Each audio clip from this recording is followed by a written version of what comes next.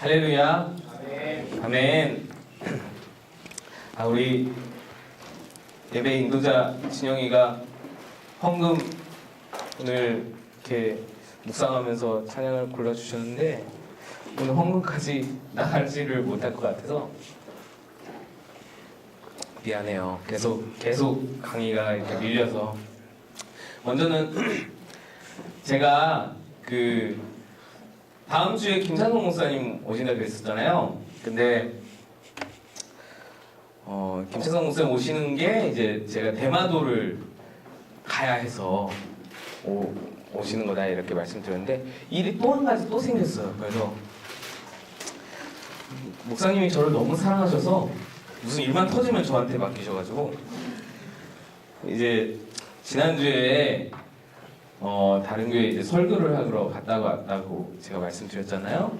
근데 이제 앞으로 그곳에 설교를 하러 매주 가게 됐어요. 근데 제가 목사님이 우리 운동회 하는 그때 이제 전화가 오셨어. 그래서 이 목사 거기 가서 설교 좀 매주 해줘라 그렇게 하셨는데 제가 거기서 뭐 다른 말씀 못 드리니까 예 알겠습니다. 시간은 몇 시죠? 그러니까 7시부터래요. 지난주에는 그래도 6시부터라서 내가 하고 마치고 여기 올 수 있었는데 7시부터면은 이게 가능하지 않은 거 시간이 안 되는 거예요. 그래서 목사님 제가 지금 청년들 리더 훈련하고 있습니다.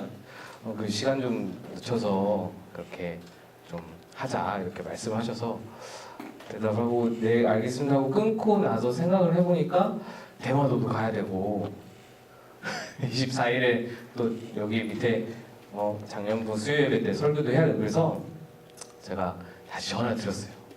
목사님 우리 청년부 SOL 제가 시간을 미룰 수가 없습니다. 도저히 제가 우리 애들 얼굴이 바뀌어서 미룰 수가 없습니다. 저로서는 대단한 거예요. 여러분 아무것도 아니지만 저로서는 대단한 거예요. 목사님한테 그렇게 말하는 건. 목사님 3주만 제가 SOL 마치고 제가 가겠습니다. 그때 목사님이 알겠다. 그래서 3주의 시간을 주셨어요. 김찬성 목사님이 대신 가게 돼서 다음 주에 김찬성 목사님이 못 오고 김선정 목사님이 오시게 되는 거예요. 여러 가지 이런 아주 재밌는 이야기들이 많아요. 그래서 다음 주에는 김선정 목사님 아시죠? 우리 주원이 가원이 우리 청년부의 주원이 가원이 아버지세요. 오셔서 또 말씀 주실 거예요. 워낙 선배 목사님이시고 베테랑 목사님이셔서 아마 여러분들에게 정말 알곡 같은 말씀들을 주실 줄 믿습니다. 지난주에 뭐 했는지 기억나요? 성령님 또 체육대회 때 뛰면서 다 날아갔지 막. 그 바람과 함께 다 날아가. 예배 맞아요. 예배. 저는 체육대회 뛰고 나서 마지막 달리기 했잖아요. 달리기 하고 나서 우리 아내한테 되게 혼났어요. 왜 그렇게 아저씨같이 뛰냐고. 내가 안 그랬는데 옛날에는 자연스럽게 뛰어졌는데 이게 배가 나오다 보니까 여러분 배가 나오니까 상체가 이렇게 들리면서 뛰는 거예요. 아저씨들이 왜 그렇게 뛰는지 이제 이해가 되더라고. 그러니까 자꾸 띠박질 시키지 마요 나한테. 난 다리 아파서 죽는 줄 알았어. 목은 괜찮더라고. 근데 다리는 아무튼 그래요. 힘들었어요. 지난주에 성령님 예배 이렇게 했어요. 모임까지 했어야 되는데 모임 못했어요. 그래서 오늘 교회와 모임 하고 오늘 또 헌금까지 한다 그랬다가 또 못할까봐 헌금을 다음 시간으로 미뤘어요. 그래서 마지막 시간에 헌금과 리더에 대해서 함께 좀 나누려고 하고요. 그렇습니다. 오늘 그래서 교회 모임 먼저 할게요. 모임에 대해서 제가 그런 말 했어요. 예배에 대해서 말씀드릴 때 예배에 대해서 조금 한번 짚어봅시다. 예배에 대해서 기억나는 거 뭐 있어요? 번제. 훌륭해 재현아. 번제가 뭐라 그랬어 재현아? 번제가 뭐라 그랬지? 번제의 의미 언제 은지가 오라 그랬어? 저렇게 귀여운 얼굴로 그렇게 웃음을 띠면서 내가 뭐라고 할 수도 없고 그래 번제는 헌신이라 그랬어요. 헌신. 그래서 예배는 삶에 계속되는 우리의 헌신이다 이런 말씀 드려서 생명의 헌신이라고 해요. 소제는 재물의 재산의 헌신이고 뭐 속죄제, 속건제, 화목제 이렇게 있었는데 그것도 중요했지만 제가 더 강조하고 싶었던 것은 본질과 비본질의 문제. 그 이야기 기억나요? 사마리아 여인을 예수님이 만나셨어요. 사마리아 여인을 만나셔서는 강조했던 것은 본질적인 것들. 예수님이 중요한 것과 안 중요한 것을 나누셨어요. 사마리아 여인의 앞에서. 그죠? 사마리아 여인은 뭘 중요하게 여겼어요?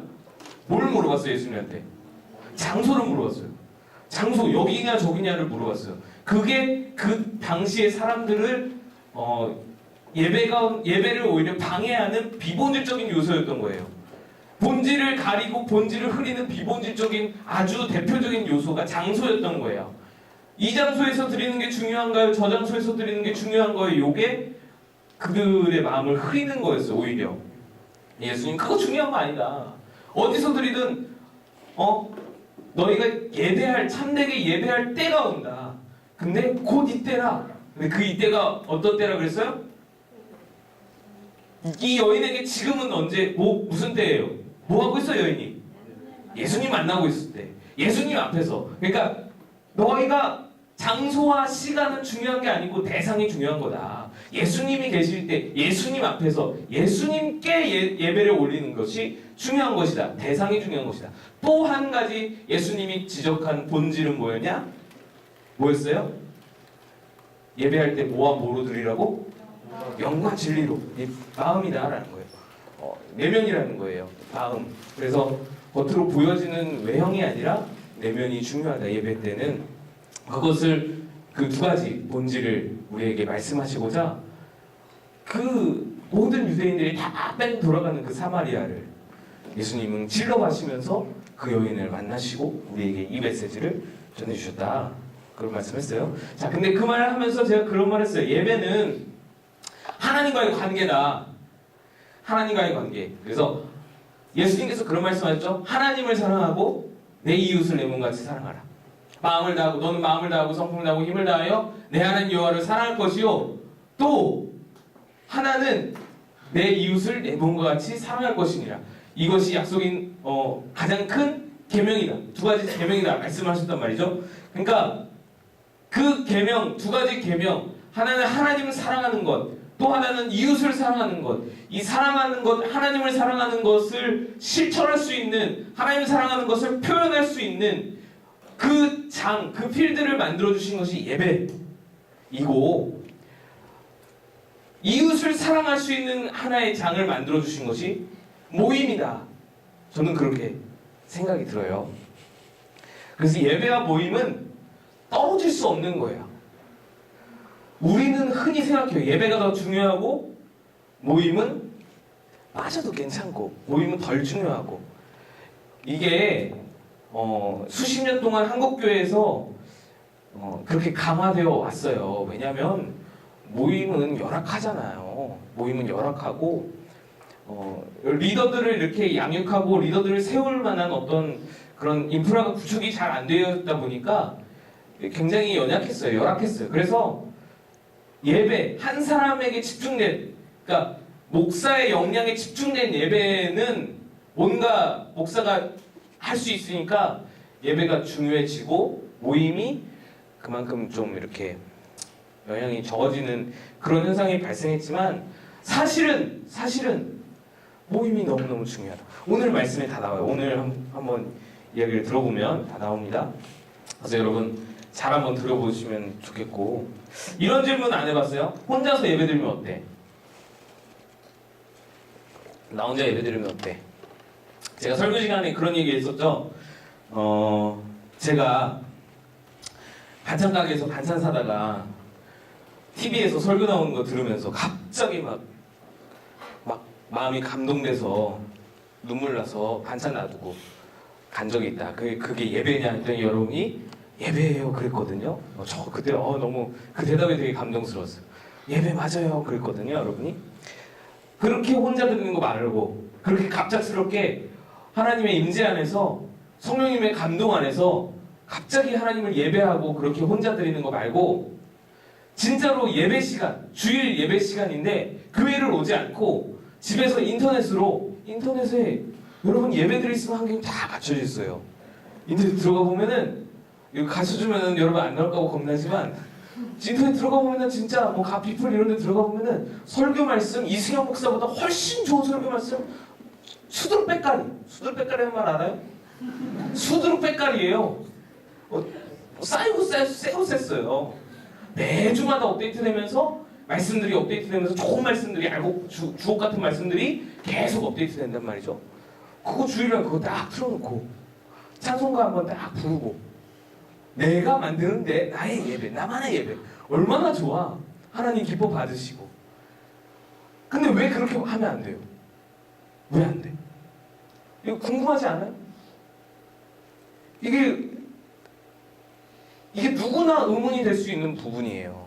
여러분 리더가 되면은 세런 중에도 누구나 그런 의문을 가질 수 있단 말이죠.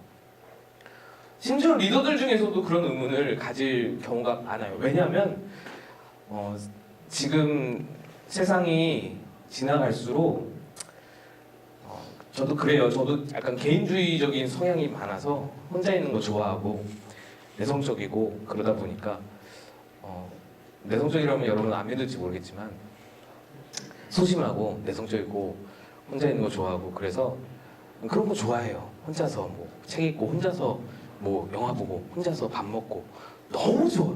혼자 밥 먹는 시간 너무 행복해. 근데 그런 친구들이 이제 많아진단 말이죠. 굉장히 많아졌어요. 그게 뭐 나쁘다, 그거 틀렸어 이렇게 말하고자 하는 게 아니에요. 나도 그러는데 뭐 그게 틀린 게 아니고 그것도 성향이고 성격이고 그럴 수 있는데 예배만큼은 그러면 안 된다는 거예요. 예배만큼은 편리를 따라가면 안 되는 거예요. 왜 그러냐? 오늘 지금부터 조금 한번 봅시다. 한번 볼게요. 일단은 사탄이 노리고 있어요. 굉장히 조금 뭔가 무서운 말인데 사단이 이제 그거를 노려요. 그러니까 뭐냐면 동물의 왕국 알죠? 동물의 왕국을 보면 동물의 왕국 자주 봐요? 요즘에 안 보죠? 동물의 왕국 좀 봐보세요. 동물의 왕국에서 진리를 캐치할 수 있는 자만이 뭐지? 동물의 왕국에서 은혜를 받을 수 있는 자만이 뭐지? 뭔가 이렇게 하나님과 동물의 왕국에서 아무튼 뭔가를 느낄 수 있어야 돼요. 여러분들이 좀 보세요. 한번 봐보세요. 동물의 왕국이 정말 그 뭐랄까 인간의 그 밑바닥에 있는 본성, 짐승적인 그런 본능들을 잘 볼 수 있는 권력욕 그런 거 있잖아요. 그 뭐 무리의 그 어떤 우두머리, 그 우두머리와 그 우두머리에게 도전하는 그리고 어떤 본능 아무튼 그런 것들이 그냥 다 드러나 있는 곳이 동물의 왕국이잖아요. 거기서 그 헤게모니 싸움의 그런 어떤 모습들 아무튼 한번 봐야 돼요. 동물의 왕국을 보면 제가 은혜 받는 부분이 이제 여기에 관련돼서 은혜 받는 부분이 뭐냐면 누우대가 풀을 뜯다가 사자가 이렇게 숲에 딱 숨어 있잖아요. 사자나 뭐 치타나 표범이나 뭐 호랑이나 어떤 뭐 무슨 동물이든 맹수든 이렇게 숨어 있잖아요. 이렇게 가만히 보다가 확 치고 나간다. 팍 달려나가면 누우대가 깜짝 놀라서 부르르 달려나가잖아요. 팍 달려간다고. 근데 그 달려갈 때 사자가 절대로 있는 힘을 다해가지고 앞으로 치고 나가서 중간에 팍 치면은 딱 잡을 것 같은데 그러질 못해요. 그러질 못하고 그러지도 않아요. 그냥 달려갈 때 처지는 새끼 누우 또는 아픈 누우. 지금 이 상황이 갑작스럽기 때문에 누우들도 갑작스럽기 때문에 처지는 무리가 분명히 나타난다고. 부모가 새끼를 못 챙겨요. 상황이 급박하니까. 아픈 누우를 못 챙겨요. 자기들 찾기에 바쁘다고 그냥 막 뛰어간다고. 누구야 못 챙겨. 그냥 막 장사하기 바빠서 뛰어나간다고. 그때 분명히 처지는 그 어린 누나, 병든 누가 사자의 밥이 되는 거예요. 항상 그래요. 모든 그 동물의 항구의 장면들에서 다 그게 보인단 말이죠. 그거예요. 그러니까 우리는 무리지어 있을 때 사단이 범접하지 못한다. 우리는 함께 있을 때 사단이 함부로 공격하지 못한다. 이것을 우리가 늘 기억을 해야 돼요. 이거는 잊어버리면 안 돼, 여러분이. 우리는 혼자 있을 때 공격당하는 거예요. 혼자 있을 때. 여러분 단기 선교 가보잖아?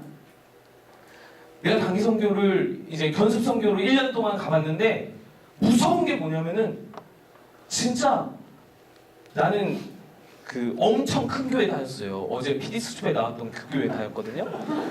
엄청 큰 교회 다녀서 대학부가 1200명, 1300명 출석이었어요. 상상이 돼요? 대학부만, 청년부 따로 있고 대학부만 1200, 1300명 출석이. 제가 거기서 수석 총무하고 회장하고 그랬어요. 거기 리더하고 다. 26살에 회장했어요, 제가. 근데 1300명 그런 찬양하면 시스템 쫙 갖춰가지고 찬양팀 한 40명, 50명 서가지고 찬양하고 그런 어떤 예배당에서 예배드리다가 에티오피아로 견습소교를 딱 갔는데 예배 딱 참석하는 인원이 6명, 뭐 7명, 뭐 이런 거예요. 새벽에 기도하면 이렇게 새벽 예배 끝나고 기도하면 남는 사람이 저 혼자 이런 거예요. 얘기할 사람도 없고 그것도 다 장로님, 권사님, 뭐 아저씨들, 안수집사님 막 이러니까 얘기할 사람도 없고 만날 사람도 없고 혼자 있는 걸 그렇게 좋아하는 저도 힘들더라고요. 근데 그때 넘어지는 거예요. 외로움이 틈타고 무기력해지고 막 온갖 잡생각이 다 들고 옆에서 누가 에이 그거 아무것도 아니야 그러면은 그래 별거 아니네 이게 이렇게 돼갈 문제도 그냥 혼자 끙끙 앓다 보니까 어마어마한 문제를 풀어다 있는 거예요. 그나마 내가 결혼해서 가서 우리 아내와 이야기하면서 이게 좀 풀어졌지 안 그랬으면 혼자 갔으면 정말 힘들 뻔했어요. 견습선교는 여러분 결혼하고 가는 게 좋아요. 뭐 결혼 얘기가 또 나왔는데 어쨌든 자 혼자서도 예배할 수 있다는 마음은 바로 사탄이 찾고 있는 마음이다. 여기 안 적어놨네. 창세기 2장 18절 찾아봅시다. 창세기 2장 18절. 하나님께서 천지를 창조하시고 하신 말씀이에요. 한번 읽어봅시다. 창세기 2장 18절 같이 읽습니다. 시작. 여호와는 이르시되 사람 혼자 사는 것은 좋지 아니하니 내가 그를 위하여 자, 하나님께서 천지를 창조하시고 특히 인간을 창조하시고 나서 뭐라고 말씀하셨어요? 보시기에 심히 좋았더라. 뭐 하루가 뭐 낮이 되고 밤이 되고 낮이 되니는 뭐 둘째 날이라 이렇게 말씀하시잖아요. 그때마다 하나님이 셋째 날, 여섯째 날 이때 하나님이 보시기에 좋더라. 보시기에 좋더라. 지으신 모든 것을 보시니 보시기에 좋더라. 그러셨단 말이에요. 인간을 창조하시고는 보시기에 심히 좋더라라고 감탄을 하시고 그렇게 막 기쁨을 막 표현하시던 그런 하나님이신데 성경에 처음으로 창세 이후 처음으로 보시기에 좋지 않은 모습이 있었어요. 뭐냐면 혼자 있는 거.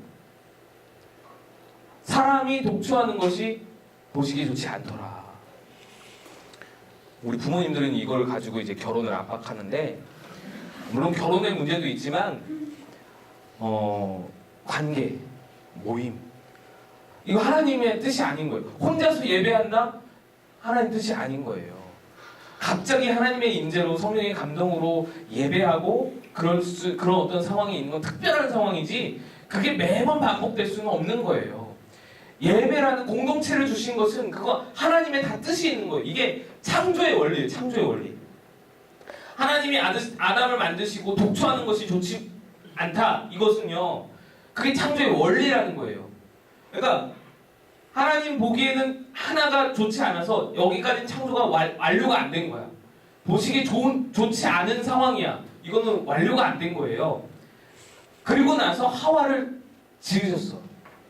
그리고 둘이 함께 있는 것을 볼 때 그제서야 완료가 된 거예요. 창조의 완료가 함께 있는 것이에요. 함께 있는 거예요. 그걸 창조의 원리예요. 서로 돕는 관계, 서로 도와주는 관계. 여러분, 하와를 만들고는 하나님 뭐라 그러지? 그 역할을 뭐라고 말씀하셨냐면 돕는 배필이라고 말씀하셨어요. 기억나요? 생각나요? 돕는 배필이라고 말씀하셨거든요. 아담에게 하와는 돕는 배필이었어요. 이게 그냥 단순히 배우자를 의미하는 것이 아니라 인간은 원초적으로, 인간은 창조의 원리적으로 서로 도우면서 살 수 있게, 서로 기대면서 살 수 있도록 그렇게 지어진 존재라는 거예요. 그럴 수밖에 없는 거야. 이거는 우리가 뭐 사회에서도 이야기잖아. 인간은 사회적 동물이다. 사회성을 빼놓고 인간을 말할 수가 없는 거야. 사회적 관계성을 빼놓고. 그래서 사람 인자도 서로 기대고 있는 두 인간의 모습이 사람 인자잖아요. 이게 처음 알았어? 처음 들었어요? 사람 인자가 두 사람이 서로 기대고 있는 모양이에요. 이게 사람 인자의 원리예요. 만들어진 형성 문자잖아. 그래서 그 인자가 그런 원리예요. 그러니까 서로 도와주는 것이 창조의 원리인 거예요. 하나님의 뜻인 거야. 처음 만드실 때 그렇게 지으셨다는 거예요. 그래서 모임이라는 거는 하나님의 창조의 원리에 부합한 프로그램이다. 이거를 여러분 기억해야 돼요. 사단은 흩어지기를 원해요. 사단은 흩으려고 해요. 분열시키고 흩는 것이 사단의 작전이고 전략이에요. 그 다음에 이제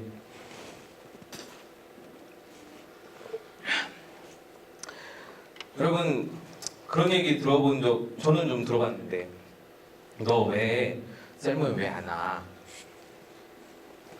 셀모임 왜 안 와? 라고 물어보면 그런 대답을 하죠. 그거 왜 하는지 모르겠어. 왜? 그거 뭐야?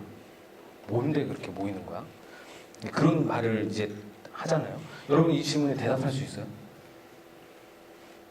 뭐야? 셀모임 뭐야? 셀모임 왜 해? 대답할 수 있어요? 방금 말한 것처럼 동물의 하루부터 뭐 해가지고 설명할래요? 어떨래요? 어쩔래요? 어떻게 했어요? 여러분도 그들과 그러면은 똑같잖아 지금. 그들의 이유는 그거예요. 왜 하는지 몰라서 안 가겠다라는 거예요. 동기가 없다라는 거예요. 이유를 몰라서 안 가겠다라는 거거든요. 물론 저는 좀 그 대답을 곧이곧대로 받아들일 수는 없어요. 왜냐하면 이제 그런 대답을 하는 친구들은 대부분 전 반대로 이렇게 생각해요. 그들이 그러면 셀모임에 대해서 잘 알면 나올까? 잘 알면 과연 나올 것인가? 셀 모임을 하는 이유와 목적을 명확하게 알면 그러면 그때부터 그 순간부터 나올 것인가? 여기에 저도 이제 고개가 갸우뚱해지거든요. 보면 이제 여러 가지 핑계가 있죠. 다른 세상에 좋은 것들도 많고, 데이트도 해야 되고, 친구도 만나야 되고, 바쁘고 쉬기도 해야 되고, TV도 봐야 되고. 근데 우리한테 그걸 그렇게 다 구체하게 말할 수가 없는 상황인 거죠. 그걸 말하면은 좀 뭔가 없어 보이니까, 뭔가 구차해 보이니까. 근데 저는 조금 마음에 안 들어요. 그 대답이. 셀모임 왜 하는지 모르겠어서 난 안 가. 대답이 좀 마음에 안 들어요. 교회와 셀의 책임을 전가하는 것 같은. 자기가 뭐 다른 거 핑계댈 거가 많지만 그것들을 말하면은 뭔가 구차해 보이니까 괜히 교회와 셀의 책임을 전가해서 그거 뭐 하는지 모르겠어. 그래서 나 안 가. 라고 말하는 것 같은 느낌이 다분히 들어요. 그러나 그렇다고 내가 그렇게 이야기해 줄 수는 없죠. 너 지금 핑계 대는 거잖아. 이렇게 이야기해 줄 수는 없고. 책임 전가하지 마라고 말할 수는 없고 설명을 해주는데 일단은 좀 그래요. 일단은 셀이 뭐냐? 셀이 뭐냐? 라는 질문에 대해서 좀 한번 생각을 해봅시다. 셀이 뭐냐? 네, 저는 그렇게 생각해요. 셀이 뭐냐는 질문의 의도는 모임 왜 하냐라는 의도인 것 같아요. 셀이 뭐냐는 조금 빗나간 질문이다라는 생각이 들어요. 왜 그러냐면 모임을 왜 하는 거야? 라는 질문이 되면 이해가 되는데 셀이 뭐냐라는 건 조금 엇나가는 거다. 옛날에는 셀에 어떤 의미가 있었어요. 실제로. 그죠? 우리 셀교회 할 때 그때는 셀에 실제로 의미가 있었고 그 의미를 부여해서 그 의미를 교육하고 그 셀에 대해서 함께 의미를 공유하고 그래서 진짜로 실제로 세포 셀이라는 그런 어떤 그 정체성을 가지고 분열하는 그런 어떤 공동체로서 그런 어떤 정체성을 가졌단 말이죠. 근데 지금은 그 의미가 많이 퇴색이 됐어요. 없어졌어요. 근데 지금 청년부의 어떤 시스템 안에서 저의 방향성은 이거예요. 셀은 그냥 부르는 호칭일 뿐이에요. 셀은 저에겐 그래요. 다음에 어떤 목사님이 오셔서 또 어떻게 다르게 뭐 정의할지는 모르겠지만 지금 저로서는 그래요. 원래 셀이 만들어지는 목적과 의미는 나도 대충 들어서 알지만 그거는 저는 그 의미를 부여하고 싶지는 않아요. 그러니까 셀이라는 것은 목장이 될 수도 있고 그룹이 될 수도 있고 가족이 될 수도 있고 또 뭐 있어? 또 동아리가 돼도 좋고 모둠이 돼도 좋고 지파가 돼도 좋고 뭐든 될 수 있는 거예요. 그거 호칭, 그냥 부르는 호칭인 거예요. 호칭. 근데 그래서 셀이 뭐냐라는 질문보다는 좀 더 나은 질문이 모임을 왜 하냐? 모임을 왜 하냐? 그런 게 더 좋은 질문이죠. 그러니까 셀이 뭐냐라는 질문에 너무 이렇게 얽매이지 말자. 셀이 뭐냐라는 것에 너무 얽매이지 말았으면 좋겠다. 저도 잘 몰라요. 셀이 뭔지. 그거의 의미가 뭔지. 그냥 나는 셀이라고 불러왔기 때문에 그냥 그룹이라고 부르고 목장이라고 부르고 그래도 좋지만 여태까지 그렇게 불러왔기 때문에 그래 괜찮다. 셀이라는 용어 괜찮다. 난 그렇게 생각해서 호칭으로 지금 부르고 있는 거예요. 성경에도 너희 모임을 셀이라 칭하라 이렇게 말씀하시지 않았어요? 셀은 정해진 게 아니에요. 그건 언제든 바뀔 수 있는 건데 중요한 건 모임이라는 거예요. 중요한 건 부르는 호칭이 아니라 모임이라는 거예요. 모임. 모임은 성경에 강조되어 있어요. 모임은 성경에서 말씀하고 있어요. 너희들 모여야 된다 라고 말씀하고 있어요. 히브리서 10장 24절부터 25절 봅시다. 여기 있어요. 한번 읽어봅시다. 시작.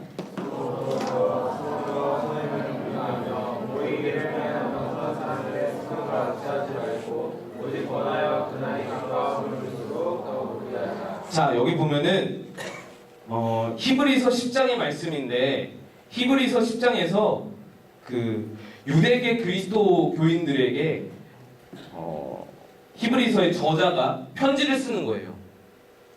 편지를 쓰면서 너희들 모여라, 잘 모여라. 그 모이는 것을, 그 모임을 폐하려고 하는 어떤 사람들의 습관들이 너무나 많이 있다. 그 모임을 폐하려는 어떤 사람들의 그 수법들이 많다. 너희들 모임을 폐하려는 세력들이 너무 많다라는 거예요. 그것들에 너무 휘둘리지 말아라. 말하자면 모임을 지켜라는 거예요. 모임은 끝까지 지켜야 된다. 모임은 중요하다. 이거죠. 중요성을 강조하는 거예요. 그러면서 권해라. 권하고 권해라. 모임에 참여하도록 권하고 권해라. 다 권해서 많이 모일 수 있도록 권해서 예수님이 오시는 그날이 가까움을 볼수록 계속해서 더해서 권하여서 모임을 지켜가자. 모임을 지키자. 서로 돌아보아 사랑과 선행을 격려하면서 모임을 지켜내자. 이런 말씀이에요. 또 봅시다. 사도행전 2장 46에서 47절 시작. 날마다 마음을 같이하여 성전에 모이기를 쓰고 집에서 떡을 내며 기쁨과 순전한 마음으로 음식을 먹고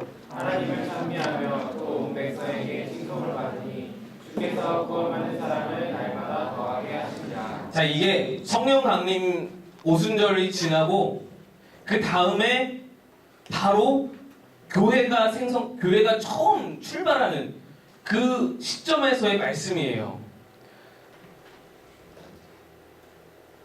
날마다 마음을 같이하여 성전에 모이기를 힘썼대요. 여기에 예배드리기를 힘쓰고 그랬으면 완전히 바뀌었을 거예요.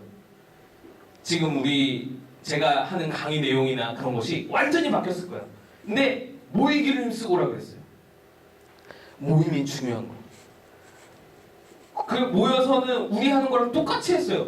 떡 떼고 밥 먹고 같이 밥 먹고 기쁨과 순전한 마음으로 그냥 음식 같이 먹고 같이 찬송하고 하나님 찬미하고 그랬더니 하나님께 온 백성에게서 칭송을 받고 구원받는 사람들을 날로 더하게 하셨다.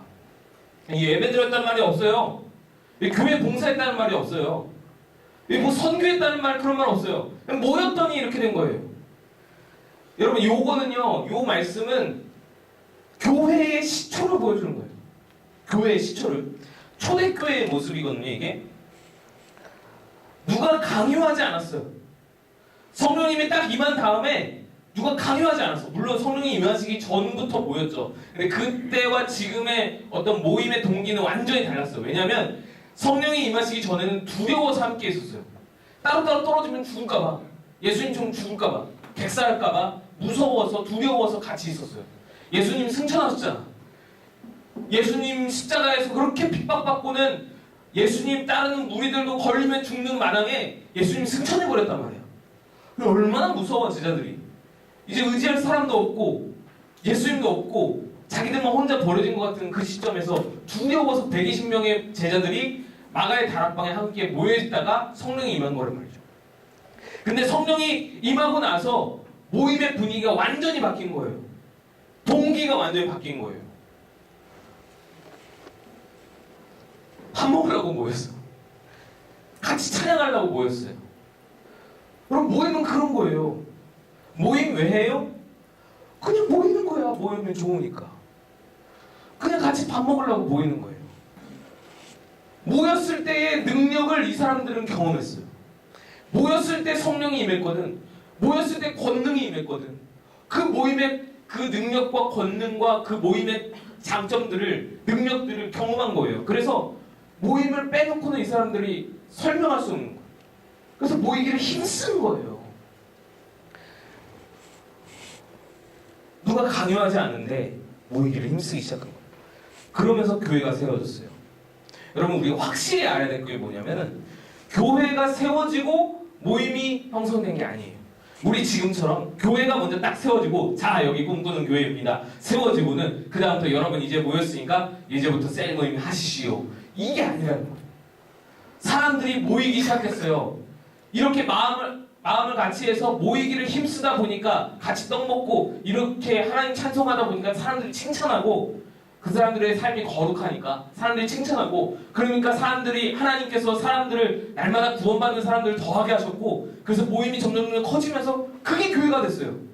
그게 교회의 시작이에요. 교회의 시작은 별거 아니에요. 교회의 시작이 별게 아니에요. 모임에서 교회가 된 거예요. 이 증거가 여기 있어요. 여러분 에클레시아라는 말 알죠? 에클레시아는 말이 교회란 뜻이잖아. 그죠? 교회란 뜻이에요. 몰랐어도 지금 알면 돼요. 교회란 뜻이에요. 에클레시아. 근데 원어적인 의미는 이 에클레시아 단어를 진짜로 원어적으로 그때 당시에 쓰던 단어로 찾아보면은 모임이라는 뜻이에요. 왜 이렇게 나온지 모르겠는데 원래는 모임이라는 뜻이었어요. 그러니까 그 사도들의 시대에 예수님 승천하신 그 시대에 에클레시아 하면 모임이라는 뜻이었어요. 무슨 말인지 알죠? 에클레시아를 모임이라는 뜻이었는데 그 모임을 계속 우리 모임을 계속 에클레시아 하다가 이게 어느 순간 교회가 된 거예요. 그러다 보니까 에클레시아가 교회라는 뜻을 가지게 된 거예요. 그래요. 성도들의 모임이 계속 지속되면서 그 모임을 에클레시아라고 부르다 보니까 그 에클레시아가 교회라는 뜻을 가지게 된 거예요. 그러니까 우리가 알고 있는 거는 거꾸로잖아. 교회가 하나님께서 교회를 지으시고 교회를 만드시고 시작하시고 그 교회 안에 모임을 만드셨다라고 생각을 하지만 아니에요. 사람들이 성령의 은혜를 입고 성령의 권능을 받고 모이기 시작했어요. 먼저 모이기 시작했는데 그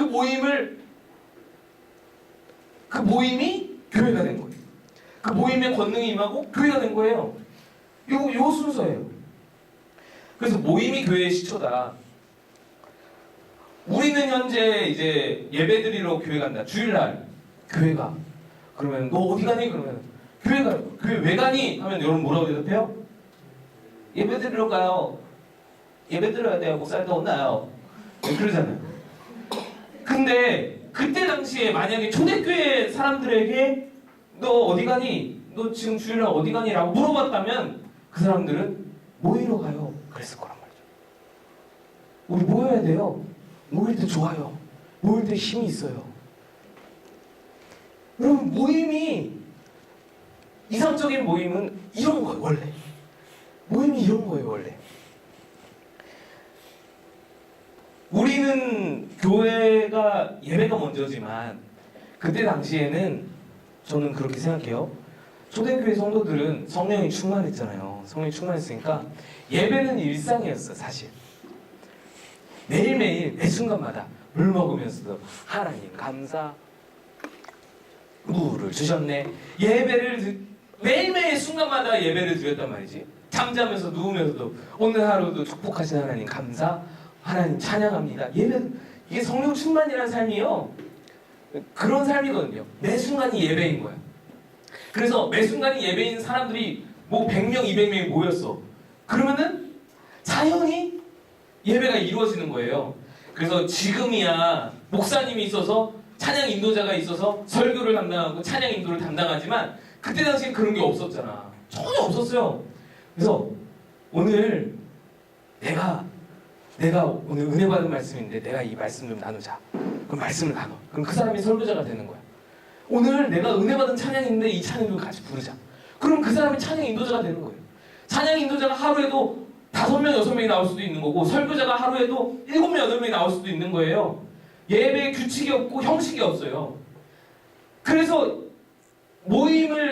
그러니까 좋아서 모이다 보니까 예배드리는 사람이 매일 일상적으로 예배드리는 사람들이 모이다 보니까 모임 안에서 예배가 이루어진 거예요. 그래서 예배도 모임보다 먼저가 아니에요. 모임 다음에 예배가 있었던 거예요. 이거 여러분 중요한 거예요.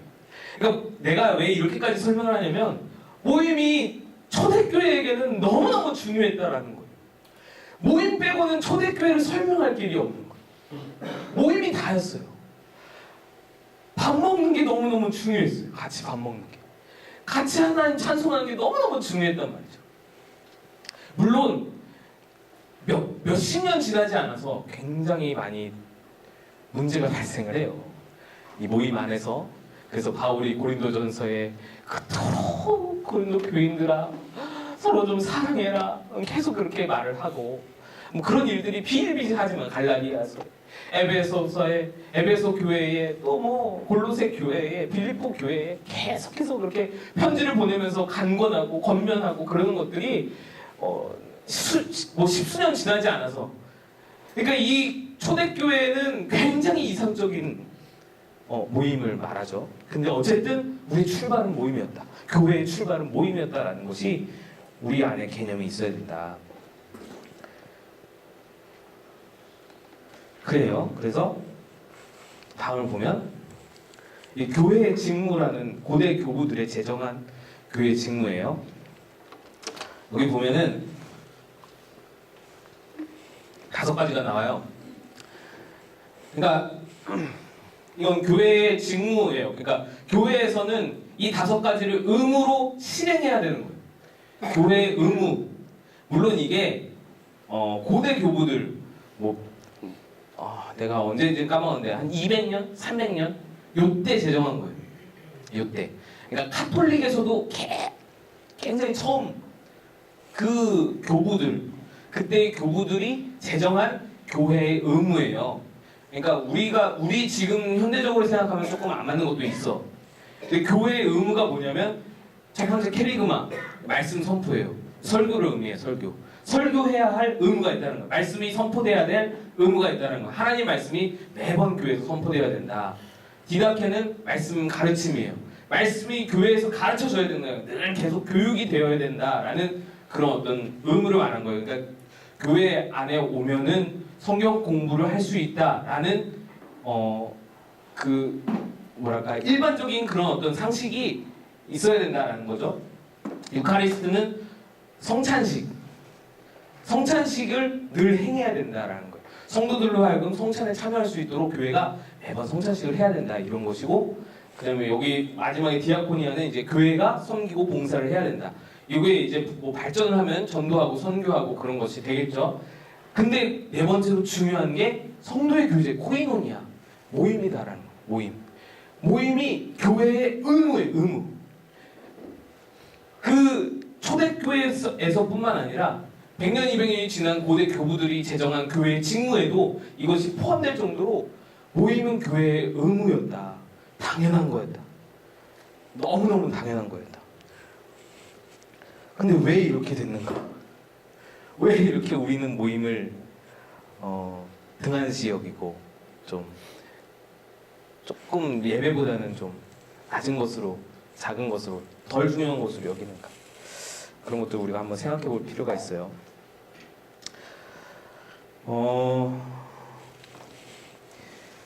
그래서 가장 중요한 것은 여러분, 교회는 모임으로 시작했다는 것과 모임은 하나님의 명령이라는 것, 이것이 우리가 모여야 할 이유, 목적, 동기 중에 가장 중요한 부분인 것 같아요.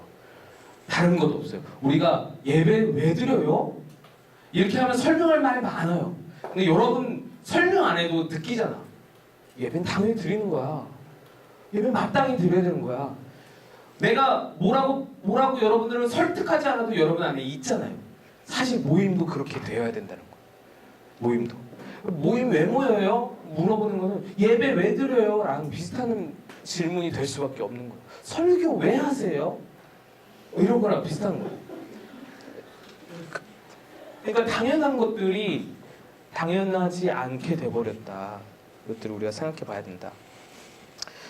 그럼에도 불구하고 설명을 하기 위해서 모임의 유익, 모임이 왜 필요한지 좀 이야기를 해보면은, 첫 번째로는 초대교인들의 이유와 좀 비슷할 것 같아요. 초대교인들은 모임의 능력을 경험했거든요.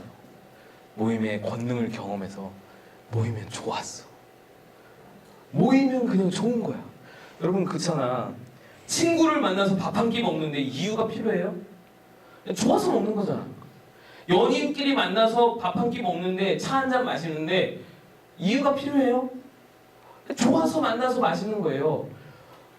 하나님이 좋아서 하나님을 예배하는데 이유가 필요 없잖아. 하나님이 좋아서 그냥 하나님 좋으니까 예배하는 거잖아. 이유가 필요 없어요. 그거는 마찬가지로 모임도 이유가 필요가 없는 거야. 그냥 만나면 좋으니까, 우리 모이면 좋으니까. 여러분 이게 이유가 될 수 있다니까요. 누군가가 여러분한테 야 쌤은 왜 해? 너 왜 가? 좋아. 그냥 좋아서. 이게 그 어리석은 대답이 아니에요. 이게 정말 훌륭한 대답이야. 이게 정말 제대로 신앙생활하고 있는 자의 대답이라고 저는 생각하고 싶어요. 모임은 좋은 거야. 좋아야 돼. 모임은 가족처럼, 친구처럼 좋은 거다. 또 두 번째로는 모임에서 배운 말씀을 실천할 수가 있어요. 예를 들어서 예배 시간 설교 때 여러분 사랑을 실천해야 된다고. 왼수를 매운같이 사랑할 수 있어야 된다고 말씀을 들었어. 근데 모임을 딱 갔더니 여기 왼수가 여기 있네. 다름 아닌 왼수가 여기 딱 있는 거예요.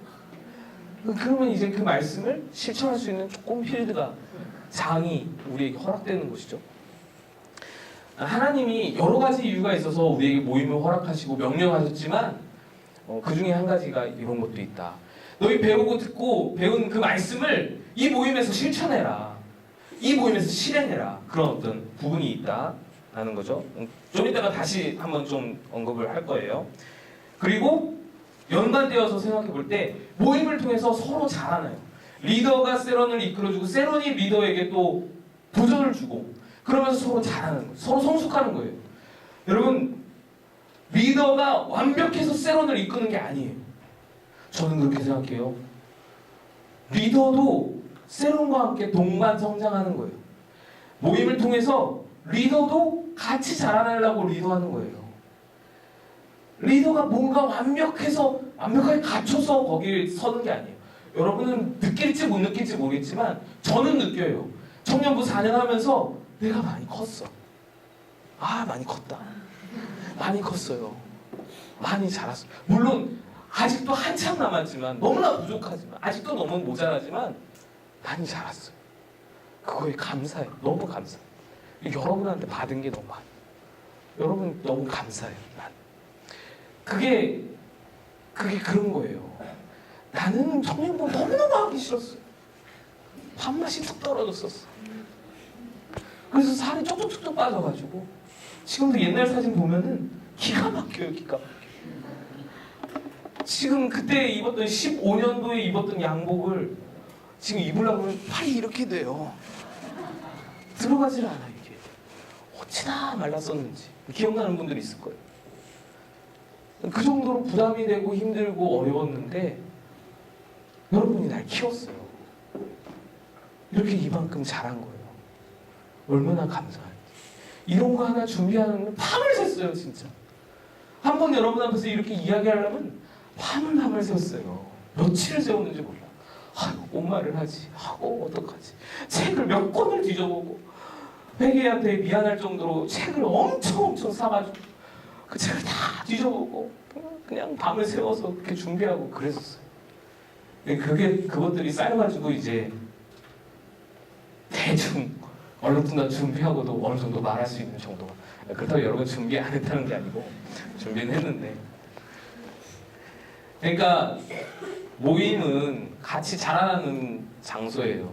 리더고 세런이고 새내기고 할 것 없이 함께 자라나는 장소예요.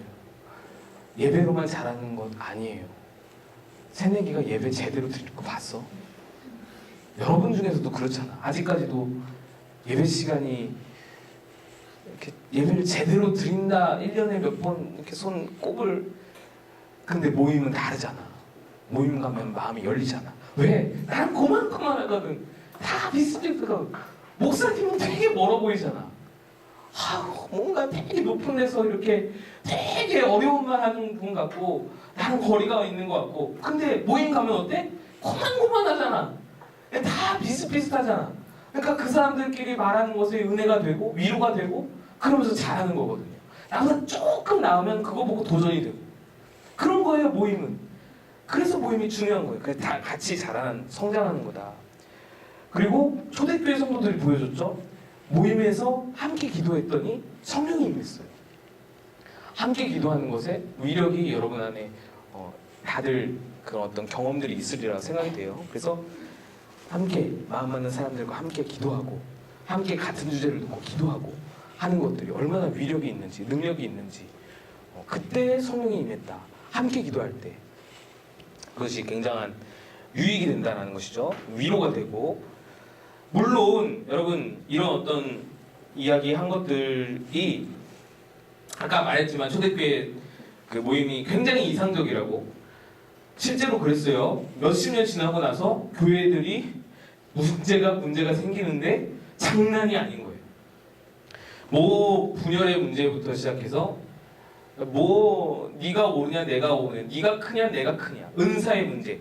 그래서 고린도전서 12장부터 14장까지 은사 막 얘기가 나온 거예요. 얼마나 감사해요. 그 교회 문제를 통해서 우리가 은사에 대해서 제대로 알 수 있게 됐어요. 얼마나 감사해요. 바울이 그렇게 쫙 정리를 해줘가지고. 근데 거기서 말하는 게 이제 사랑을 강조한 것도 그런 거예요. 야, 니들 누가 크고 누가 작고 누가 좋은 은사고 누가 안 좋은 은사고 이게 뭐가 중요하냐. 서로 사랑해라. 이걸 강조하면서 바울이 그렇게 말씀을 한 거고.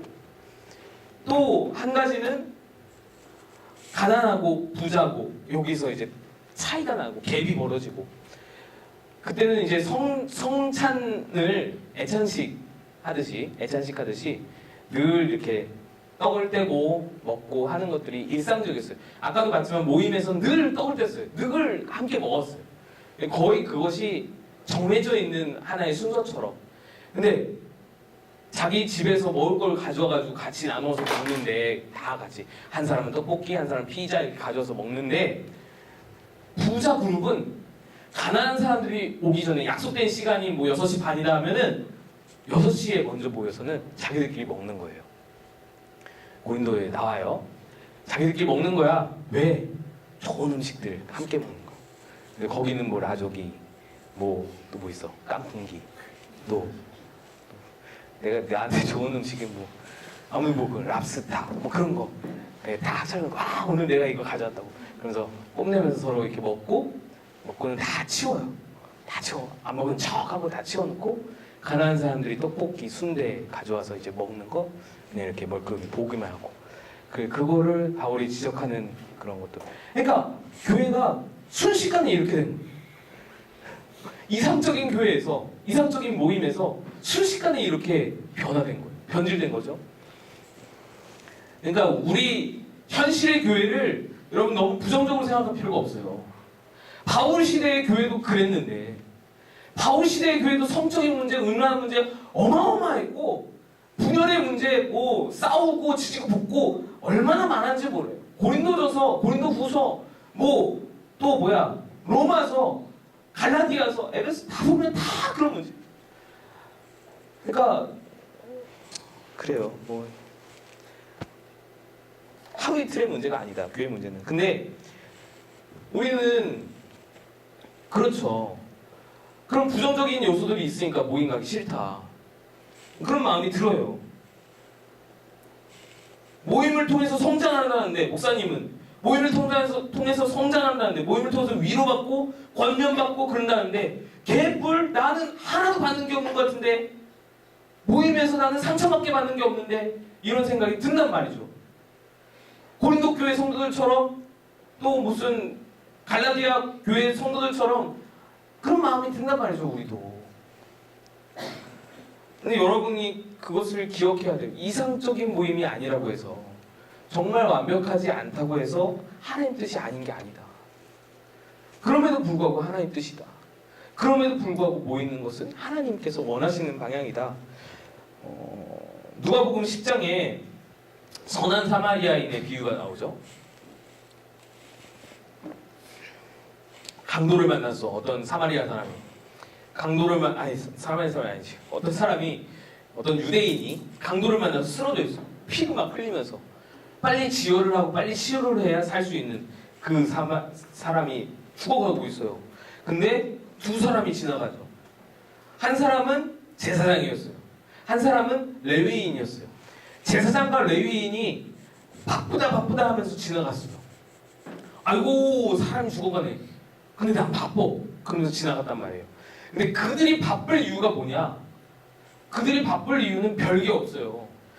그때 당시에 뭐 드라마 보러 바쁘겠어요? 뭐가 바쁘겠어요? 뭐 아이들 학원 어린이집 차량이 도착할 시간이라서 바쁘겠어요? 뭐가 바쁘겠어요? 바쁠 게 없다고. 그때 당시에는 제사장이고 레위인이 바쁠 이유는 한 가지밖에 없어요. 예배, 제사. 자기들 제사 직무를 맡은 그 직무, 그 제사 시간에 쫓겨서 가는 것, 그게 제일 바쁠 이유가 없어. 그거 말고는, 그 사람들은. 근데 예수님이 그러는 거예요. 그 사람들을 지적하는 거예요. 그 제사보다 너희들이 직무로 맡은 그 제사를 드리는 것보다 이게 더 중요하다. 이 선한 사람, 이 사람 한 명을 살리는 게 더 중요하다. 그거를 예수님이 말씀하시는, 꼬집는 거예요. 그래서 예배와는 상관없는, 너희들이 천하게 여기는 예배를 예배로 드리지 못한다고 생각하는 그 사마리아 사람이 이 사람을 살려서 주막에 가서 맡기고 돈을 주고 치료해주고, 그 모든 것들을 예수님이 높이 평가하면서 이 중에 너희 이웃이 누구냐? 이 사람의 이웃이 누구냐? 물으시는 거예요. 예수님에게 옳은 것은 사람이 죽어가는데 예배 시간에 쫓겨서 예배드리러 가는 것보다 이 사람 하나 살리는 게, 그게 옳은 것이라는 거예요. 모임은요 바로 이 필드예요.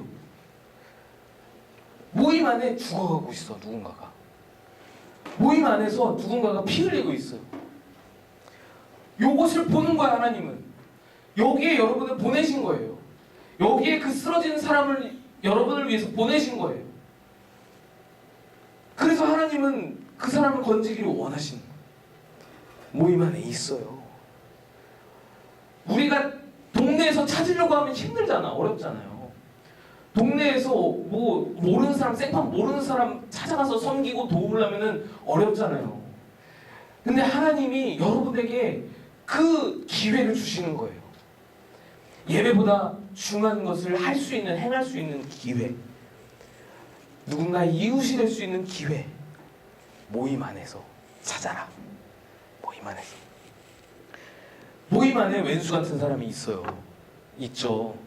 그 사람 때문에 가리고 싶지 않은 그런 모임이 있어요. 저 사람만 없으면 우리 모임이 완벽할 텐데 누가 도대체 저 사람을 우리 모임에 껴넣은 건지, 목사님은 도대체 잘 알고 보낸 건지, 우리 리더가 저 사람을 왜 데려왔는지, 리더 탓하고 목사님 탓할 게 아니에요. 하나님이 보내셨어요. 뭐예요? 그 왼수를 보면서 너를 돌아보라는. 여러분 이게 참 그런데 저는 상담을 해보면,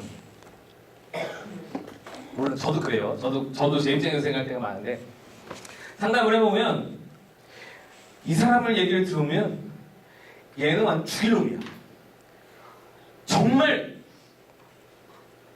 천벌을 받아야 될 그런 나쁜 사람이야. 와, 어떻게 이럴 수가 있냐. 얘를 만나요. 그래서 얘를 만났더니 전혀 달라. 얘가 나빴어. 여러분 이게 뭐냐면 사람이 상황에 따라서 느끼는 것이 굉장히 상대적이고, 그래서 누군가를 특정해서 나빴다라고 말하기는 굉장히 애매한 경우가 너무 많다. 대부분의 경우가 저 사람이 왼수 같다라고 느끼잖아요 나는. 근데 우리 모임 중에 어느 누군가는 나를 왼수 같다라고 느낄 수도 있어요. 이게 굉장히 상대적인 거예요.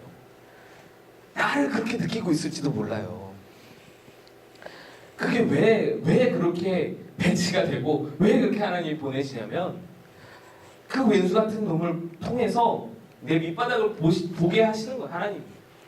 아, 나 이런 사람이구나. 아, 나 아직도 이만큼 덜었구나. 나 아직도 이만큼 모자라구나. 하나님 보게 하시는 거예요. 너 이 부분은 깎아야 돼. 아, 너 이렇게 못 참는 거는 좀 깎아야 돼. 너 아직도 이렇게 화가 많잖아. 이거는 좀 깎아야 돼. 이건 좀 다듬자. 왼수를 통해서 나를 돌아보게 하시는 거예요. 제가 많이 느꼈어요. 제가 저기 경찰서에 고소받아가지고 갔다 오면서 경찰서에서 이제 그 수사관님한테 이제 막 수사관님이 질문하시고 예 뭐 대답하고 그러고 나서 딱 나오는데, 나오는 순간에 하나님이 저에게 딱 그 말씀을 주셨어요. 그러니까 교인 중에 한 분이 저를 이제 고소해가지고 제가 경찰서에서 조사를 받았는데, 나오면서 딱 그 생각이 들었어요. 승현아, 너 아무것도 아니야. 승현아, 너 정말 별거 아니야.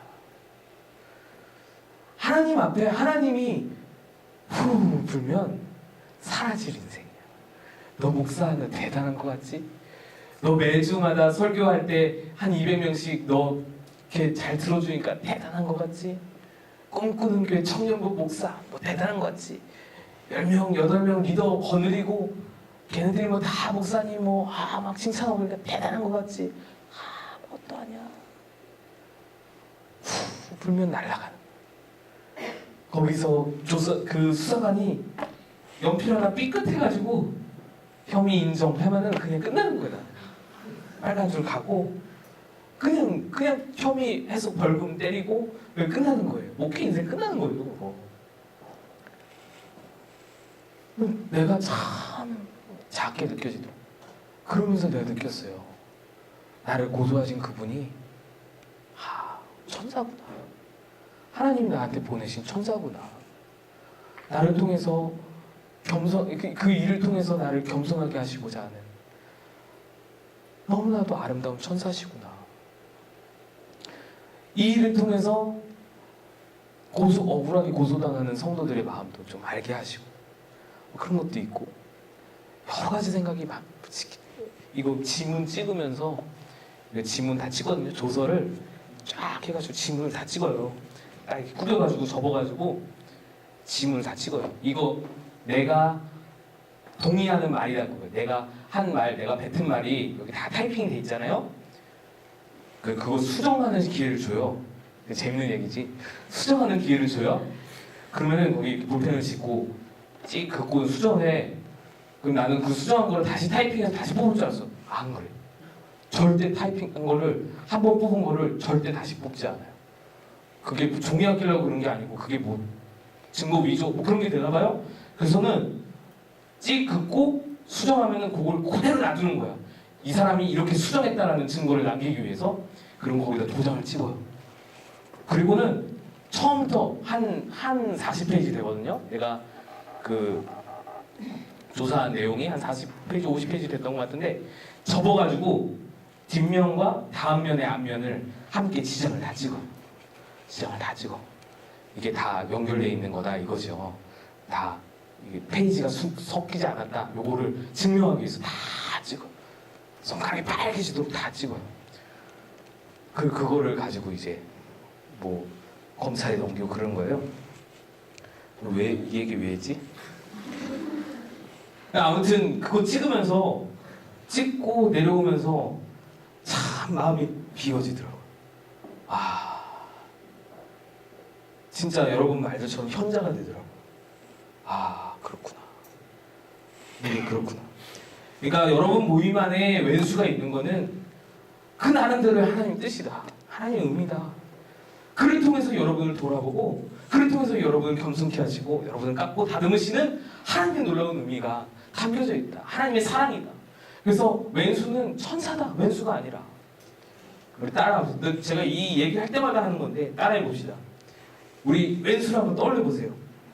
마음속에 눈을 감아요. 여러분 눈을 감고 그 왼수를 한번 떠올려보세요. 그 사람을 생각하면서 자, 저를 따라해보세요. 그분은 하나님이 보내신 천사다. 아멘. 아멘. 왜 이렇게 작아? 아멘. 하나님께서 원수 같은 나를 얼마나 사랑하셨는지 그것도 그 사랑의 크기도 알 수 있는 좋은 필드가 되고 모임이 불완전하지만 이상적이지 않지만 그래도 모임은 나가야 된다. 잠깐 쉬었다 하겠습니다.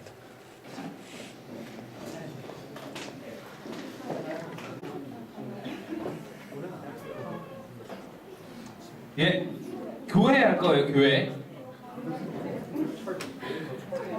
여러분 교회는 뭐예요? 와, 그래, 훌륭해. 자, 근데 어떤 사람들의 모임이야? 어떤 사람들의 모임, 재훈아? 어중이 떠중이 다 모이면 그냥 다 교회야? 아, 그래. 그래, 재훈아. 이러니까 큰 역할 했어. 교회의 정의를 여러 가지로 내릴 수 있는데, 일단 여러분 그건 알죠. 교회라는 개념이 건물이 아니라는 것은 여러분 다 알 거예요. 그죠? 이거는 기본 중에 기본이라서 교회라는 것은 건물을 의미하는 것이 아니다. 그래서 꿈꾸는 교회 하면은 꿈꾸는 교회 건물을 우리가 떠올리지만 꿈꾸는 교회의 어떤 그 하드웨어들을 떠올리지만 꿈꾸는 교회는 사실 우리들이다. 우리가 교회예요. 우리 모임이 교회예요. 요것을 여러분이 기억해 하시고 사실 공교회라는 말이 있어요. 그 캐톨릭 처치라고 하는 공교회인데 공교회라는 의미는 모든 하나님을 믿는 성도들을 하나의 교회로 보는 것이 공교회예요. 무슨 말인지 이해가 돼요?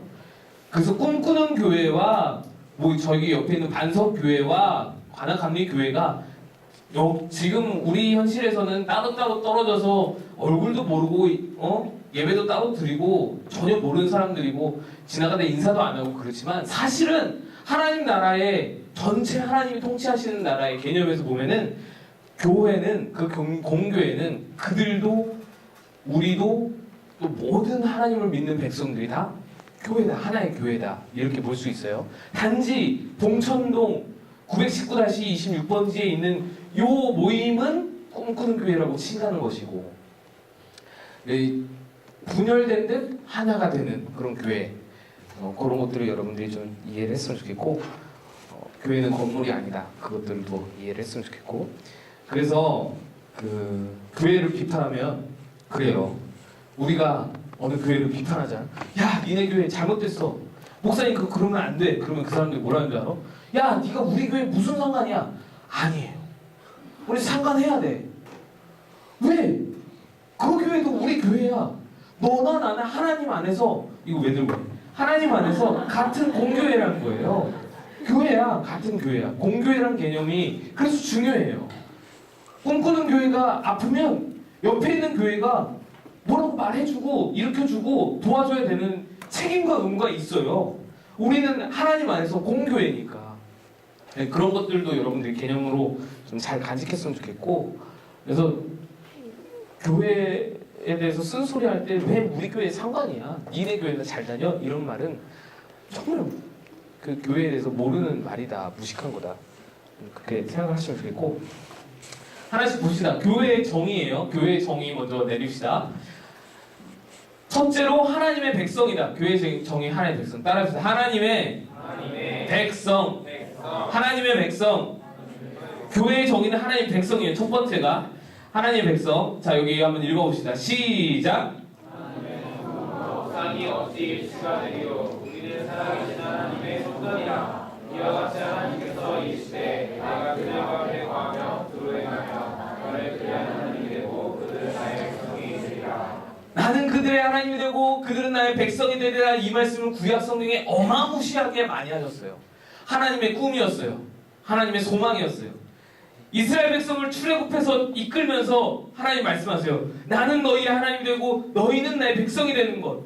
이것을 원해서 너희들 끄집어내는 거다. 요한계시록에 하나님께서 신천지라고 그러는데 새천지와 새 하늘을 만드시면서 신천지가 하늘 이래부터 새 하늘과 새 땅을 만드시면서 그때 거기에 그 요한이 사도 요한이 볼 때에 환상 속에서 볼 때에 거기서 하나님께서 그 말씀을 하세요. 거기 함께 새 하늘과 새 땅이 함께 있는 그것을 누리고 있는 그 백성들 향해서 나는 너희의 하나님이 되고 너희는 내 백성이 돼. 이것이 하나님의 마지막에 이루시고자 하는 꿈인 거예요. 신명기, 이사야서 수많은 곳에서 나는 너희 하나님 되고 너희는 내 백성이 되고 이 말을 계속 하시거든요. 이게 하나님 소망, 하나님 꿈이에요. 교회는 하나님이 통치하시는 하나님의 백성들,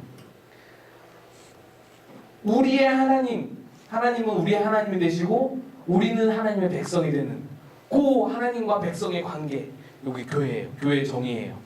하나님의 백성의 모임이 교회예요. 이게 정의예요. 이거 말고도 이제 뭐 디도서나 베드로전서에도 말씀이 나오는데 하나님의 부르심에 응답한 아까도 말했지만 하나님의 자녀들의 모임, 이것이 하나님의 백성이라는 의미고 하나님의 통치를 받는다는 것도 하나님의 백성이라는 의미예요. 근데 여기서 중요한 게 있어요. 하나님의 백성으로서의 교회에서 교회에게 중요한 필요성, 그러니까 우리에게 지금 요구되는 교회의 정의가 하나님의 백성이라면 그 하나님의 백성에 충족하기 위해서, 그 정의를 충족하기 위해서 우리에게 지금 요구되는 것이 무엇이냐? 우리 교회에 요구되는 것이 무엇이냐? 하나님의 통치예요. 하나님의 주권. 과연 하나님이 다스리시느냐 이거예요. 과연 하나님께서 다스리시는 교회냐. 여러분, 어제 저는 피스초 보면서 개탄하지 않을 수가 없었어요. 내가 피스초 여러분 관심 없죠? 그런 거.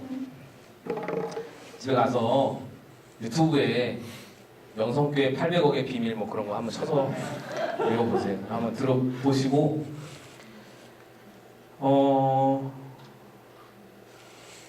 교회는 절대 개인의 소유가 될 수 없어요. 하나님이 통치하시는 하나님의 백성이 교회란 말이지. 이 정의를 안다면 교회는 절대로 개인의 소유가 될 수가 없어요. 개인이 마음대로 하는 그런 공간, 그런 어떤 공동체가 될 수가 없어요. 어떻게 교회에서 걷어진 헌금을 자기 마음대로 쓰고 자기 마음대로 모으고 아무에게도 알리지 않고 자기가 꼼을 쳐두고 이게 가능할 수가 없는 거예요. 이거는 자기가 주인인 거지 하나님이 주인이 아니야. 우리는 하나님의 백성인데 하나님이 통치받는 그것이 교회라는 것인데 여기서 중간에 껴가지고 내가 내 마음대로 한다면 이미 교회로서 의미를 정체성을 상실한 거예요. 여러분 이거는요 여러분이 신앙생활 앞으로 여러분이 권사가 되고 장로가 되고 할 거잖아. 안수집사 될 거야. 영희야 안수집사 될 거잖아. 꿈꾸는 교회 안수집사 돼야지. 여러분 그 소망을 가지세요. 준서야 꿈꾸는 교회 장로 돼야지. 아직 멀었지만 아직 한참 남았지만 아직 한 30년 남았어. 30년 넘게 남았어. 근데 그래 돼야지. 해야지. 그 꿈을 가져야죠. 여러분이 소망을 가져야 돼요. 물론 여러분들이 아유 직분 뭐 그거 뭐 교회에서 뭐 장로 되려고 난리치고 목사 고소하고 뭐 그런 것들 여러분들은 되게 회의가 느껴지겠죠. 굉장히 싫을 거야.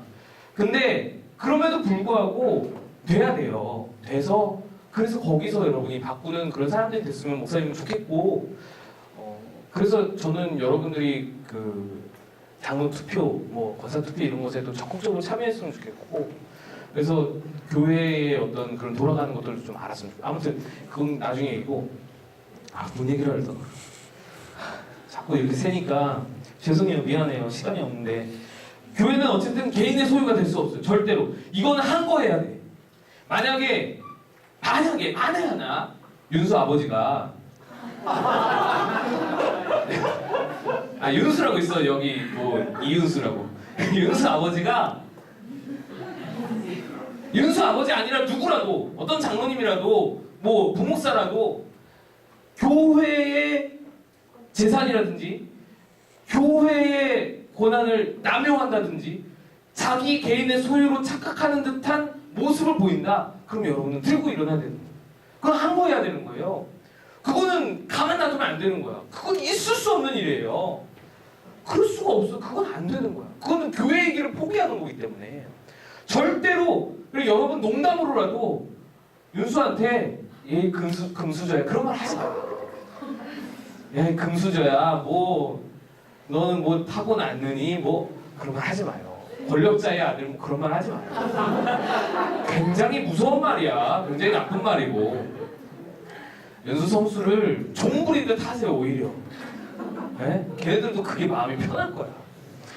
그러니까 그런 말 하지 마시고 되게 위험한 말이고 목사님도 또 기겁을 하시고 싫어하시고 저 다니던 교회였잖아요. 800억의 비밀 그 교회가 그 교회에서는 피디수첩에도 다 나왔지만 항상 이렇게 어딜 가나 목사님의 입간판이 있어요.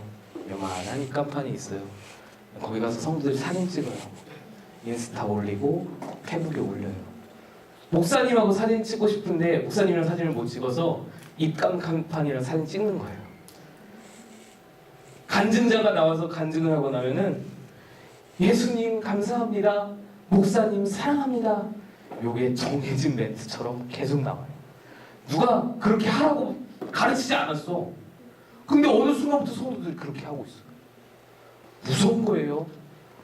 목사가 그걸 보는 순간은 목사가 기겁을 해야지 정상이야. 야 너희들 무슨 짓 하는 거냐. 내가 너희들의 신이냐. 내가 너희들의 하나님이냐. 내가 예수라도 되냐. 당장 집어쳐라. 바울이 그러잖아요. 바울과 바나바를 사람들이 제우스와 헤르메스로 막 섬기니까 당장 집어치라고 옷을 찢으면서 막 그렇게 열을 내거든요. 나는 신이 아니라고. 내가 너희를 고친 게 아니라고. 하나님께서 너희를 고치신 거라고. 이렇게 해야 정상인 거예요. 근데 자기가 취하는 거예요. 어느 순간 자기도 모르게 그거에 젖어서 영상을 띄우면 영상마다 무슨 추수감사 영상을 띄우고 뭐냐 그 뭐라 그래. 한 해 마무리하는 영상 뭐라 그러지? 연말 영상 그래. 송구영 씨 영상을 띄우고 그러면은 항상 끝에 예수님 사랑합니다. 뭐 하나님 감사합니다. 목사님 사랑합니다가 꼭 들어가요. 이게 무서운 거예요. 내가 기억나. 1990 몇 년도였어. 내가 중학교 때 그때에는 목사님이 한번 내가 중학교 때부터 저녁 예배, 수요 예배 다 참석했거든요.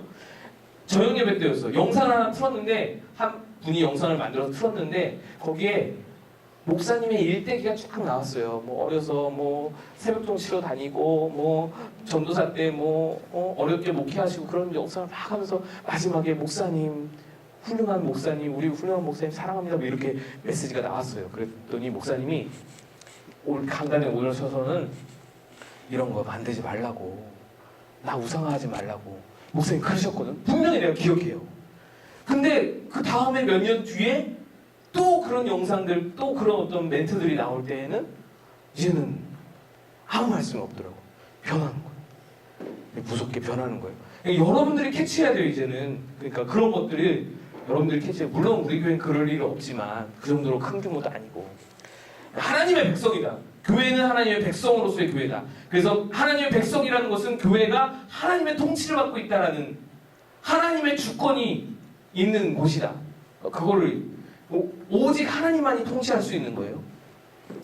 자, 그 다음은 교회의 정의예요. 그리스도의 몸으로서의 정의, 교회예요.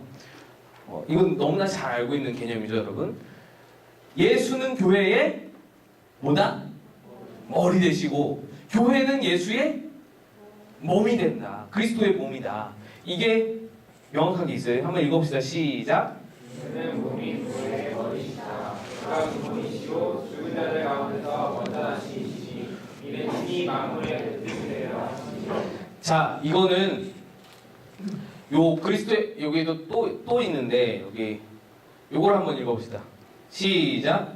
우리가 한 몸에 많은 지체를 가졌으나 모든 지체가 같은 기능을 가진 것이 아니니 이와 같이 우리 많은 사람이 그리스도 안에서 한 몸이 되어 서로 지체가 되었느니라. 자, 여기 그리스도의 몸된 교회라는 정의에는 두 가지 교회에 요구되는 사항들이 있는데 뭐냐면 하나는 교회의 머리는 그리스도라는 거예요. 교회의 머리는 그리스도야. 교회의 머리는 담임 목사가 아니고 그리고 교회의 머리는 당회가 아니고 교회의 머리는 성도들이 아니고 교회의 머리는 그리스도다. 그래서 오직 그리스도께 순종 이것이 교회에 요구된다라는 거예요. 우리가 순종할 것은 그리스도다. 몸이 머리에게 순종을 안 하면 그거는 뭐예요? 신경장애? 뭐라 그래 그런 거. 뭐 그런 거 물리치료과 없어요? 그런 거 있어요. 우리 아내가 물리치료과인데 장애잖아, 장애. 나는 팔을 이렇게 움직이고 싶은데 팔이 이렇게 제멋대로 움직여. 그건 장애잖아요. 그럼 이상이 있는 거예요. 그러니까 우리가 교회가 몸이라는 것은 머리 대신 예수 그리스도에게 순종한다. 오직 그거에만 순종. 뇌에 그 브레인에게 순종하는 것 그거밖에 없는 거예요. 다른 거에는 순종할 게 없어. 예수에게만 순종한다. 이거 또 한 가지는 그리스도가 몸된 교회라는 것의 의미는 또 한 가지는 하나 된다는 거예요. 그리스도 안에서 한 몸이 되어야 된다. 한 몸이 되어야 된다. 이 손가락하고 싸워서 나 너희들 안 봐. 나도 너 안 봐. 해가지고 토라져가지고 나 여기서 나갈래. 끊어져 나가면 몸이 아픈 거예요. 자기만 뭐 손해보고 자기만 뭐 그냥 그런 게 아니라 몸이 아픈 거라고. 하나 되는 것이 너무 중요하다. 하나 되는 것이 너무 중요하다.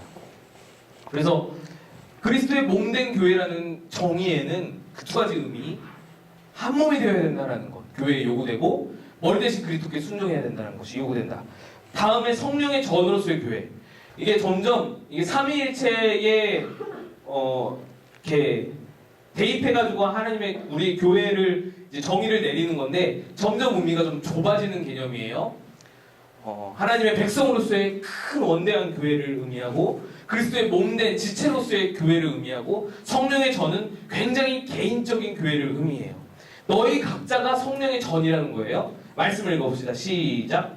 너희 몸은 너희가 하나님께로부터 받은 바 너희가 몸에 계신 성령의 전인들 알지 못하느냐. 너희는 너희 자신의 것이 아니라. 자, 여기서는 성령의 전이라는 교회의 의미는, 그러니까 내가 성령의 전이라는 거예요. 내가 성령이 거하시는 전이잖아. 우리 성령 때 배웠잖아. 성령님은 다 내주하신다고, 내 안에. 비록 충만하지 못할지라도 내주하신다고. 왜? 그리스도를 주로 고백하는 자는 성령이 아니고서는 고백할 수가 없다고 말씀하셨으니까 내 안에 성령이 이미 계신단 말이죠. 그래서 늘 날마다 나를 위해서 통곡하시면서 나를 위해서 기도하시고 간구하시고 나를 인도하시고 항상 감찰하시는 분이 성령님이신데, 그 성령님이 거하시는 전이란 말이에요. 내가 그 교회라는 거예요. 성령님이 거하시는 곳이라는 거예요. 성소라는 얘기죠. 그래서 이 성령의 전이라는 교회의 정의가 우리에게 요구하는 것은 거룩이에요. 거룩. 하나님이 계신 곳 그 성전을 거룩하게 지키라는 거예요. 너의 마음, 너의 내면을 깨끗하게 정결하게 가꾸라는 거예요. 하나님이 계실 곳이니까. 여러분, 우리 말씀에서도 봤지만 육체의 소욕은 성령을 거스르고 성령의 소욕을 거스르고 성령의 소욕은 육체의 소욕을 거스르는 거예요. 이거는요, 반비례 관계에 있는 거예요. 내 안에 육체의 소욕, 더러운 육신들이 가득 차면은 찰수록 차면 찰수록 성령의 힘을 못 쓰는 거예요. 이거는 말씀에서 우리에게 가르쳐 주시는 거예요. 성령님이 힘을 쓰면 힘을 쓸수록 우리의 육체의 소욕은 가라앉게 되는 거예요. 이게 반비례 관계예요. 그러니까 성령의 전인 우리에게 교회의 정의가 요구하는 것은 거룩이다, 정결이다. 여러분, 이것을 기억하시기 바라고.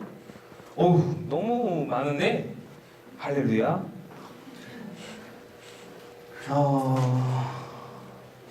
우리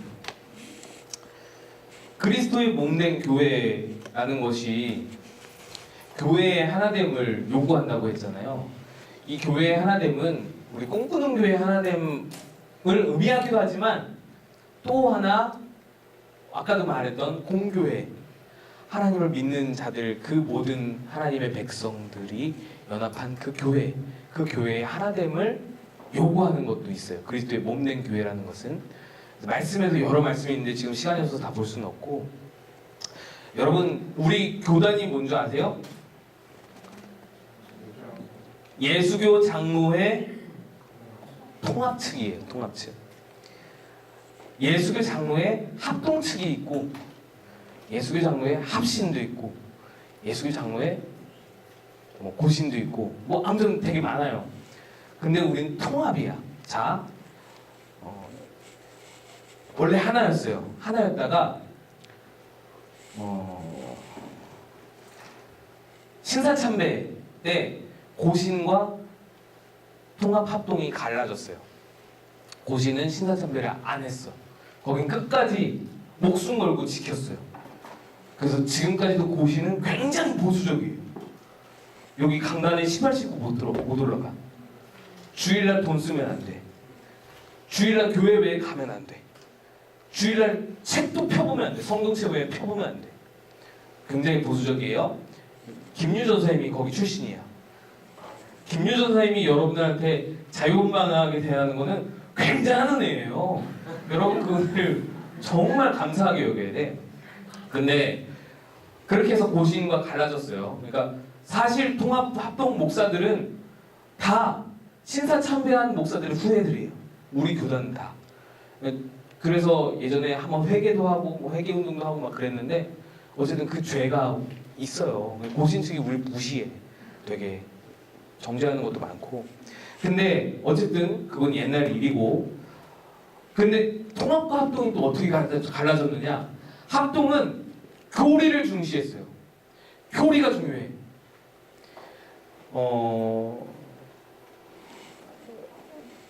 다 아이씨, 너무 시간이 없다. 아무튼 교리가 중요해요. 합동은 교리가 중요한데, 통합은 이거. 예수님의 몸된 교회, 그리스도의 몸된 교회는 하나가 돼야 돼. 하나됨이 중요해. 통합은 그래서 통합이야. 이름도 통합이야. 그래서 하나됨이 중요해요. 하나됨을 지켜야 된다. 에큐메니칼 회의라는 회의가 있었어요. 그 회의에서 통합 측 그 교단의 목사님들은 우리 하나 돼야 된다. 하나됨이 필요하다. 중요하다. 서로 교리가 조금씩 다른 것들을 인정해주면서 하나됨을 유지하자. 그래서 한 교단 안에서 머물자. 예수님의 몸된 교회를 나눌 수 없다. 이거를 주장했어요. 근데 이쪽에서는 그게 무슨 소리냐? 큰일과 함께 할 수 없다. 우리는 그 교리를 용납할 수 없다, 수용할 수 없다 이래서 쪼개졌어요. 그게 합동이고 여기가 통합이었어. 하나됨을 중시하는 게 통합이고 교리를 중시하는 게 합동이었어요. 그래서 합동은 교리를 중시하다 보니까 교리가 조금만 그러니까 시간이 흐를수록 계속해서 나와 또 다른 교리를 가진 사람이 나타나는 거예요. 또 다른 교리를, 성경 해석을 또 다르게 하는 사람이 나타나는 거예요. 또 다르게 하는 사람. 그래서 지금 200개로 나눠져 있어요. 합동은 200개로 나눠져 있어요. 합신 무슨 무슨 정통, 합통 뭐 여러 가지 이름들, 그게 다 합동해서 갈라져 나온 200개의 교단이에요. 그러니까 그 사람들은 다 그거예요. 교리가 조금이라도 다르면 나 같이 안 해. 그러고 뛰쳐나가는 거예요. 그래서 교단에 목사가 5명인데도 있고 뭐 20명인데도 있고, 물론 합동은 굉장히 많지만 그렇게 되어버렸어요. 근데 우리는 어때요? 우리는 하나님이 중요해. 통합은 거기 200번 갈라진 거 우리는 한 번도 안 갈라졌어. 이 안에 이쪽 끝에서 저쪽 끝까지 다 있어.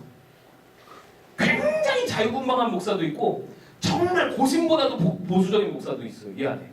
근데 우리는 절대 갈라지지 않아. 그래도 인정해주고, 아 당신 그러냐, 아 그러냐.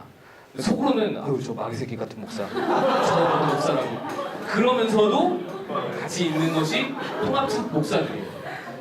이 차이를 여러분이 좀 알라고.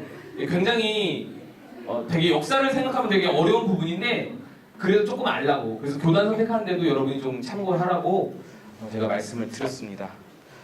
아유, 할 말이 너무 많은데 미안해요. 항상 시간 조절을 잘못해서.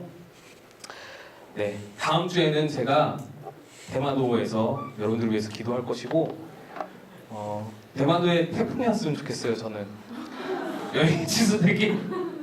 그래서 여러분을 보고 싶어요, 나는. 근데 어쨌든 잘 갔다 올 수 있도록 여러분 서로 기도해 주시고, 저도 여러분 위해 기도할게요. 김선정 목사님 말씀 잘 들어주시기 바라고, 다다음 주에 제가 리더에 대한 것과 또 헌금에 대한 것에 대해서 함께 나누는 시간 갖도록 하겠습니다. 기도하고 마칩시다. 아버지 하나님, 은혜 감사합니다. 오늘 모임과 교회에 대해서 함께 나눴습니다. 부족한 우리들 하나님 안에서 교회로 불러주셨음에 감사하면서 이 교회와 이 모임을 정말 목숨 걸고 지켜나가는 하나님의 백성으로서의 교회, 예수 그리스도의 몸된 교회, 성령의 전으로서의 교회, 하나님께서 우리에게 부여하신 이 교회의 책무와 직무들을 힘써 지켜나가는 우리 꿈청 리더들 되어서 하나님 앞에 칭찬받고 하나님 앞에 충성된 종이라 그렇게 인정받는 우리들 될 수 있도록 은혜 베풀어 주시옵소서. 하나님의 교회를 지킨 자가 얼마나 큰 복과 은혜를 누리는지, 하나님의 교회를 소중히 여기는 자가 얼마나 위대한 삶을 살아가는지를 하나님 이들을 통해 보여주시길 소망하고 감사드리며 예수님의 이름으로 기도드리옵나이다. 아멘. 수고하셨습니다.